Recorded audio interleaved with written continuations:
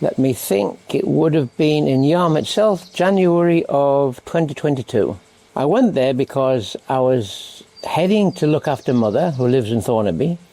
I went to Rightmove, I think it's called, and looked up places to rent in a, let's say, 5-mile radius of Mother's house. The first place I went to see was in Middlesbrough.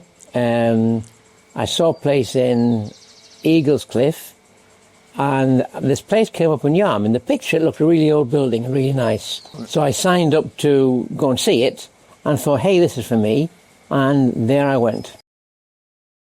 Well, in first impression, it was a lovely old town, very picturesque. It dates back to Roman times, actually. But the high street is very well preserved with the old buildings. It was just a lovely old picturesque, ye olde English town. Walking, I guess. Well, in my first period there, I had a job to do, which was looking after Mother. So Mondays to Saturdays, I'd get the bus over to Mother's house, look after her, lunch, shopping, cleaning, that sort of thing. Sunday off to go sightseeing. But, for my first year or so out in Yarm, that was my job. After she passed away, it was walking, basically. That was my main activity. It's got to be the river walk. The flat that I had, my second flat, overlooked the river. I could sit watching TV or the river, whichever I preferred, just my moving my head. To the river was, a few yards. They had this lovely river walk under the bridges. You come back up the high street. That was my favourite pastime, shall we say. Well, obviously, and the thing in that chain was Mother passing away. When I went to Yarm, specifically to, be near her in her sort of final days, as it were. And of course, when she left us, there was like a big gap. In fact, when I first went there by myself, I was thinking, this is all very nice, but why am I here? I was very, very, very lost in the beginning, the first time I was there by myself. So that was the beginning of the after.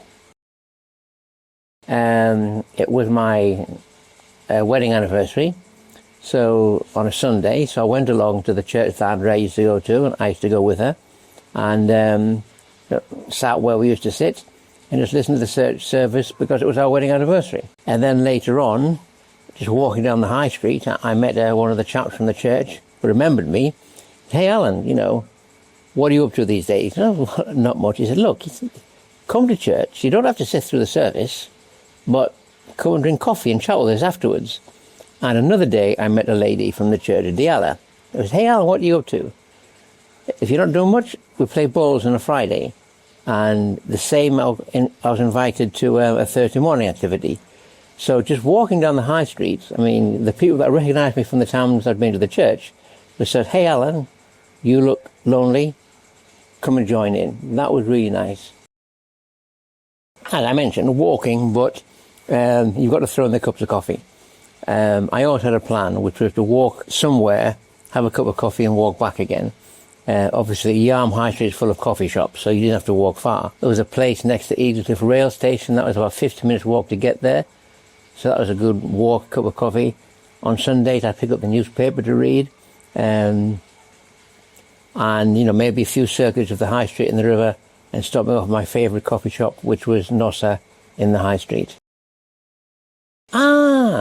Now you're going to mention it. When I first went there, I went to an estate agents, and I was telling them that I was looking for a house because my wife was about to join me from Argentina, and they just said, my dad's from Argentina. Here we are, this small town in the middle of northeast of England, and her dad was from Argentina.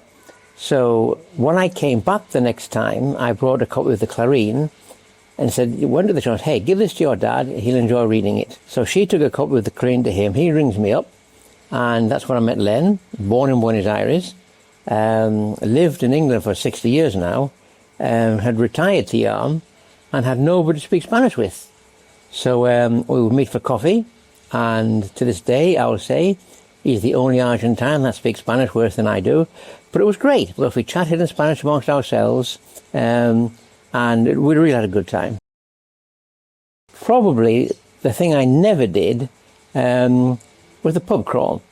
Now, We English are famous for pub crawls. In my youth, we did pub crawls every Saturday night in Durham. Yarm has, I don't know, 5 or 6 pubs in 2 blocks or less than that. So it's the ideal pub crawl territory.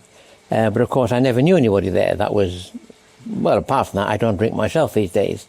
But what sort of remains to do, I guess, is to walk up and down the high street, drinking every one of the pubs. I would want to say quaint, but no, picturesque. It's just lovely to look at, it really is. You walk down the high street, and you can go down there 100 times, and you still see something different and interesting to look at. You've got the 2 bridges, running right across the top of Yarm is the railway viaduct. Very, very impressive piece of engineering. It's just a nice place to look at. I would just like to say, I guess, thank you. I was born in Birtley, which is a suburb of Newcastle, so I'm an almost Geordie, as it were, but grew up most of my time in the south of County Durham, in a fairly dull town that I was glad to escape from, which is when I sort of started my world travels, starting in London down south. And I discovered Yarm to a certain degree by accident, but the people of Yarm took me in. They adopted me. I mean, I would walk down the high street and, people say hello, and I mentioned the people that would say, hello, come and join us. Special mention for my neighbours, Ron and Pat. I remember, I would say hello on the stairs, but I remember one time in the car park, Pat, looking at me and said, hello, how are you?